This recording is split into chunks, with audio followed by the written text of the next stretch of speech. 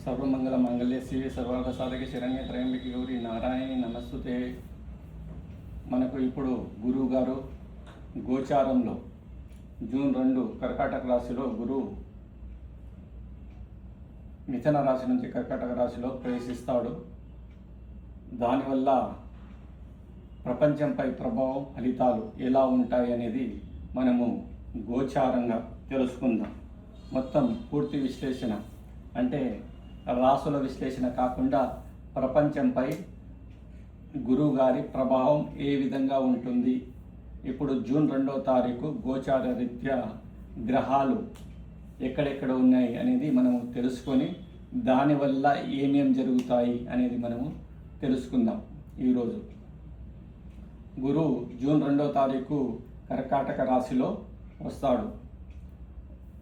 తర్వాత అక్టోబర్ 31 వరకు ఉండి తర్వాత సింహరాశిలో రావడం జరుగుతుంది. సింహరాశిలో దాదాపుగా 90 రోజులు ఉండటం జరుగుతుంది. ఎప్పుడు జనవరి 2007 జనవరి 27వ తారీఖు వరకు. తర్వాత ఇంకా మళ్ళీ కర్కాటక రాశిలో వచ్చి జూన్ 26వ తారీఖు వరకు దాదాపుగా కర్కాటక రాశిలో ఉంటాడు. అదేవిధంగా శని అతను 2.5 సంవత్సరాలు అంటే ఇంకా 1.5 సంవత్సరాలు అయింది. ఇంకా 1 సంవత్సరం దాదాపుగా 1 సంవత్సరం 3 నెలలు అయింది. దాదాపుగా ఇంకా 1.5 సంవత్సరము మీనరాశిలోనే ఉంటాడు. అదేవిధంగా దాని గురు శని ప్రభావాలు, తర్వాత కుజ గ్రహ ప్రభావం ఏ విధంగా ఉంటుంది ప్రపంచం పైన, దాని ప్రభావం వల్ల ఏ వస్తువులపైన మనకు పెరుగుదల ఏ నష్టాలు వస్తాయనేది ఈరోజు మనము తెలుసుకుందాం. గురువు జూన్ 2వ తారీఖు కర్కాటక రాశిలో రావడం, అదేవిధంగా తన 1, 2, 3, 4, 5, 6, 7, 8, 9 తన 9వ దృష్టితో శనిని చూడడము. కర్కాటక రాశి జలరాశి, అదే మీనరాశి జలరాశి కావడం వల్ల ఈ రాశుల అదేవిధంగా జలానికి శని పెట్రోలు, డీజిల్, క్రూడాయిల్, గ్యాస్, ఇంధన, చమురుకు కారకుడైన శని గురువు చూడడం వల్ల అధిక రేట్లు అయి ప్రపంచ ఆర్థిక లోటుకు దారి తీస్తుంది. జూన్ తర్వాత ఆర్థిక లోటు ఏర్పడి తర్వాత ఈ 2 జలరాశుల్లో గురు శనులు ఉండడం వల్ల జల సంధుల కోసం యుద్ధాలు ఇంకా మళ్ళీ జరగడం, హర్మన్ జలసంధి వల్ల యుద్ధాలు మళ్ళీ జరుగుతాయి. యుద్ధం ఎందుకు జరుగుతుందంటే 1, 2, 3, 4 కుజుడు 4వ దృష్టితో గురుని చూడడం, అదే 9వ దృష్టితో గురు శనిని చూడడం. ఈ విధమైన కాంబినేషన్ వల్ల అదేమైనా 1, 2, 3 మూడో దృష్టితో శని రవిని చూడడం, అదేవిధంగా జాతీయ నాయకులు, ముఖ్యమంత్రులు, ప్రధానులకు ప్రాణగండము. మనకు 2009లో వైఎస్ రాజశేఖర్ గారు విమాన ప్రమాదంలో చనిపోవడం వల్ల ఎట్లా అస్థిర ప్రభుత్వం ఏర్పడి తర్వాత రోషయ్య గారు, తర్వాత కిరణ్ కుమార్ రెడ్డి గారు ఎట్లా ముఖ్యమంత్రి అవ్వడం జరిగిందో ఈ విధమైన అస్థిర ప్రభుత్వాలు ఏర్పడి అదేవిధంగా మళ్ళీ రీఎలక్షన్ జరగడము, తర్వాత సుస్థిరమైన ప్రభుత్వం ఉన్న ముఖ్యమంత్రులకు హత్యకు గురి కావడం, మరణానికి గురి కావడం, మళ్ళీ వేరే ముఖ్యమంత్రులు అంటే నాయకులు ఏ విధమైన గాను మారడం జరిగి వేరే నాయకులు రావడం, నాయకులకు మధ్య యుద్ధాలు అంటే గొడవలు జరగడము, దేశానికి మధ్య యుద్ధాలు జరగడము, ఇవన్నీ గురు గోచార ఫలితాలన్నమాట. గురు కర్కాటక రాశిలో ఉచ్చలో ఉండడం వల్ల గురువు మన ఆధ్యాత్మికకు కారకుడు కాబట్టి సనాతన ధర్మం కోసం అల్లర్లు జరగడం, అదేవిధంగా తమిళనాడులో విజయ ప్రభుత్వం సనాతన ధర్మం కోసమే ఇప్పుడు అటు ఇటు చేసి తర్వాత కుజుడు ఎప్పుడైతే గురువు డిసెంబర్లో గురువు నవంబర్ డిసెంబర్లో కర్కాటక రాశిలో ఉంటాడు. అదేవిధంగా కుజుడు కూడా కర్కాటక సింహరాశిలో రావడము, తర్వాత గురువు గారు కూడా సింహరాశిలో ఉండడం వల్ల అక్కడ ఎప్పుడైనా గురువు కుజుల కాంబినేషన్ ప్రధానులు ముఖ్యమంత్రులు పదవి గండాన్ని సూచిస్తుందన్నమాట. అంటే పదవి కోల్పోవడం, పదవి కోల్పోయి రీఎలక్షన్ జరగడం ఇటువంటి జరుగుతుంది. ఇది పరాశర జ్యోతిష శాస్త్రంలో వివరంగా రాయడం జరిగింది. రాజులు రాజ్యాలను కోల్పోవడం అంటే ఇప్పుడు రాజులు లేరు కాబట్టి ముఖ్యమంత్రులే రాజులు కాబట్టి మనము దాన్ని అనువాదం చేయడం జరుగుతుందన్నమాట.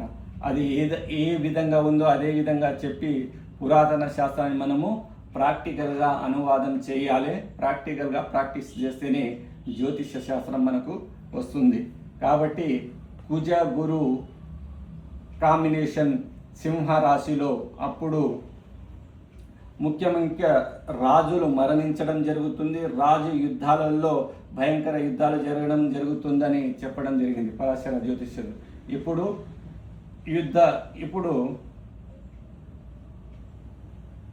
దేశానికి యుద్ధం, నాయకులు హత్యకు గురి కావడం ఇటువంటివి కావడం జరుగుతుందన్నమాట.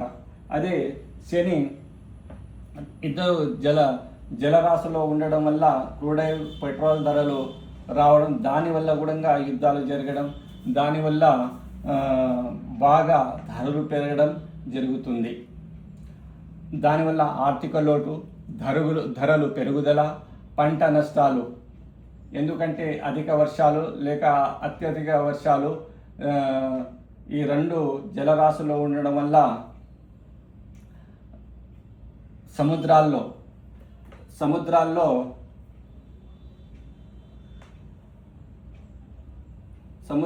తీవ్రమైన సునామీలు రావడం. గురువు కర్కాటక రాశిలో 2004లో గురువు కర్కాటక రాశిలో ఉండడం వల్లనే తమిళనాడులో ఇది సునామీ రావడం జరిగిందన్నమాట. మనము ఇండోనేషియా ఈ కారణం చేత. అందుకోసం గురువు ఇంకా కర్కాటక రాశిలో రావడం వల్ల వివిధ దేశాల మధ్య సునామీలు సముద్రంలో సునామీలు రావడము, అదేవిధంగా అధిక వర్షాలు పడి పంట నష్టాలు పోవడము జరుగుతుంది. మతపరమైన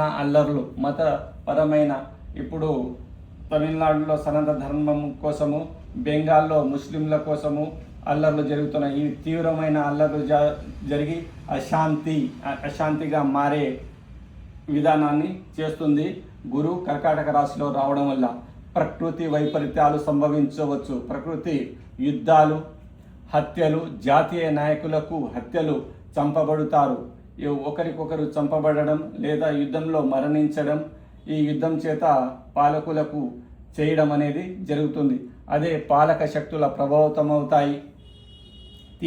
తీవ్రమైన వ్యాధులు రావడము, అదేవిధంగా ఈ కరోనా వ్యాధి రావడం వల్ల ఈ తీవ్రమైన వ్యాధులు రావడం అన్నమాట. జ్వరాలు, సెప్టెంబర్ అక్టోబర్ మాసంలో ఎక్కువ జ్వరాలు, తీవ్రమైన ఆర్థిక కొరతలు, ప్రకృతి వైపరీత్యాలు, అగ్ని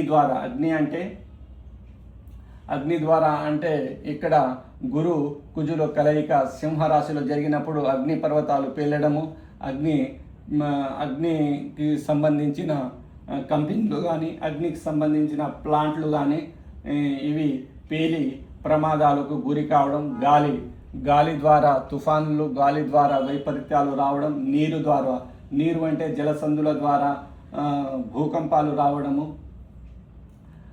భూమి వల్ల భూకంపాలు రావడం. ఈ కారణం చేసే దేశంలో ముఖ్య నాయకులు, ప్రభుత్వాధికారులు నష్టాలను చేయిస్తారు అనేది మనకు పరాశర జ్యోతిష శాస్త్రంలో రాయడం జరిగిందనమాట. ప్రపంచ శ్రేయస్సును, అశాంతిని నాశనం చేస్తాయి. అశాంతికరమైన వాతావరణము అవుతుందన్నమాట జూన్ 2 తర్వాత. అదేవిధంగా ప్రపంచ నాయకులకు ప్రాణగండాన్ని చూస్తుందన్నమాట. అదేవిధంగా ఇంకోసారి యుద్ధం కూడా జరగవచ్చు. ఇది గోచార రీత్యా మనము శని గురు కుజుల కాంబినేషన్ గురించి మనము వివరించడం జరుగుతుంది. కానీ ప్రత్యేకంగా ఏ రాశి గురించి చెప్పడం జరగదు. ఎందుకంటే ఒక రాశిలో 140 కోట్ల జనాభాలో ఒక రాశిలో ముఖ్యంగా 20 కోట్ల జనాభా ఉంటారు. కాబట్టి మనము ఒక వ్యక్తి గురించి జాతక విశ్లేషణ చేయాలి, కానీ ఒక రాశి గురించి విశ్లేషణ చేయకూడదు. అక్కడ అష్టక వర్గం, సర్వాష్టక వర్గ బిందువులను చూసే మనము ఆ జాతక విశ్లేషణ చేయడం జరుగుతుంది. ఇది గోచారంలో జూన్ 2 కర్కాటక రాశిలో గురువు రావడం వల్ల దాని ప్రపంచంపై ప్రభావం ఫలితాలు గురించి మనము వివరంగా వివరించడం జరిగిందన్నమాట. అదేవిధంగా అస్థిర ప్రభుత్వాలు కూలిపోయి ఇంకా కొన్ని రాష్ట్రాల ముఖ్యమంత్రులు హత్యకు గురి కావడం, లేదా పదవి కోల్పోవడం, లేదా రీఎలక్షన్ జరగడం ఇటువంటివి జరుగుతాయి. ఎందుకంటే విజయ జాతకంలో నీచభంగ రాజయోగం ఉంది కాబట్టి అక్కడ తమిళనాడులో కూడా ప్రభుత్వం కూలిపోయి తర్వాత మళ్ళీ రీఎలక్షన్ జరిగినప్పుడు ఈసారి విజయ్కి జాతకం ఇప్పుడు గురు లగ్నంలో రాశిలోనే రావడం జరుగుతుంది. కాబట్టి ఈసారి అస్థిర ప్రభుత్వంగా కాకుండా సుస్థిర ప్రభుత్వం 150 సీట్లు వచ్చే సూచనలు కూడా ఉన్నాయన్నమాట. అదేవిధంగా కొందరు ముఖ్యమంత్రులు మరణించి అతని స్థానంలో వారసులు ముఖ్యమంత్రులు అయ్యే సూచనలు కూడా ఉన్నాయన్నమాట. ఈ విధమైన నాయకులకు ఈ విధమైన ప్రాణగండాలు అంటే ప్రపంచ దేశాల అధ్యక్షులకు కూడా ఈ హత్య గురి కావడం లేక యుద్ధాల వల్ల గురి కావడం. ట్రంప్ది సింహరాశి కాబట్టి అతనికి కూడా కొంత ప్రాణానికి గండము రావచ్చు. ఎందుకంటే సింహంలో గురువు కుజులు కలవడం వల్ల అధ్యక్షులకు కానీ ముఖ్యమంత్రులకు కానీ ఇవి ప్రాణగండాన్ని సూచిస్తాయి. అదేవిధంగా ఎందుకంటే మనకు రాజీవ్ గాంధీ, ఇందిరాగాంధీ జాతకంలో కూడా మనము గురు కుజులు కలవడం వల్లనే హత్య చేయడం జరిగింది. ఆ వీడియో వేరే ఎపిసోడ్లో చెప్పడం జరిగింది. అదేవిధంగా గురు కుజులు ఇక్కడ కలవడం వల్లనే రాజీవ్ గాంధీ హత్యకు గురి కావడం జరిగిందన్నమాట. ఇవన్నీ మనము జ్యోతిష శాస్త్రంలో వివరంగా చూస్తే మనకు అన్నీ మంచిగా కనిపిస్తాయి. పరాశర జ్యోతిష శాస్త్రంలో ఏ గ్రహాలు కలయిక వల్ల ఎవరికి ప్రమాదాలు వస్తుందనేది మనము వివరంగా తెలుసుకోవచ్చు. ఇది తర్వాత ఎపిసోడ్లో అవి ఏ సంఘటనలు ఎప్పుడు జరిగినాయి, ఏ గ్రహ కలయిక వల్ల జరిగినాయి అనేది తర్వాత ఎపిసోడ్లో మనము తెలుసుకుందాం. ఇప్పుడు ఈ గోచార రీత్యా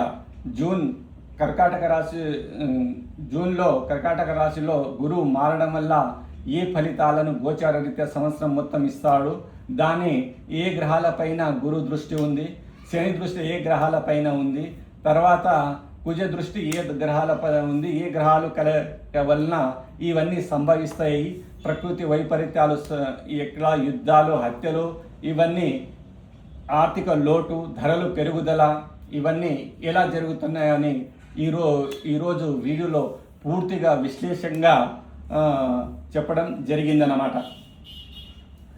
అదేవిధంగా మనము రాశి ఫలితాలను ఎప్పుడే కానీ ఒక వ్యక్తి యొక్క జాతకాన్ని చూసే రాశి ఫలితాన్ని వివరించాలి.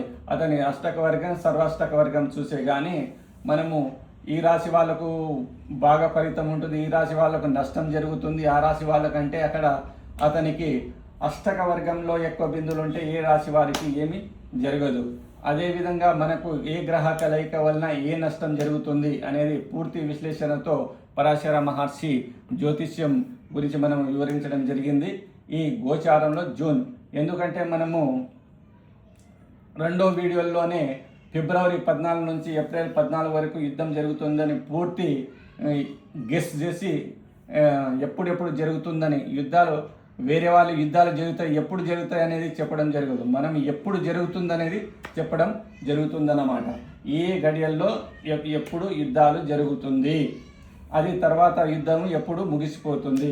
మనకు పాకిస్తాను భారతదేశ యుద్ధం జరిగినప్పుడు కూడా తర్వాత 2026 ఏప్రిల్లో జరిగి 2026 మే 14వ తారీఖు వరకే జరుగుతుందని చెప్పడం జరిగింది. ఎందుకంటే గురువు ఏ గ్రహమైనా మారుతుందో అప్పుడు అక్కడ యుద్ధం ఆగిపోతుంది.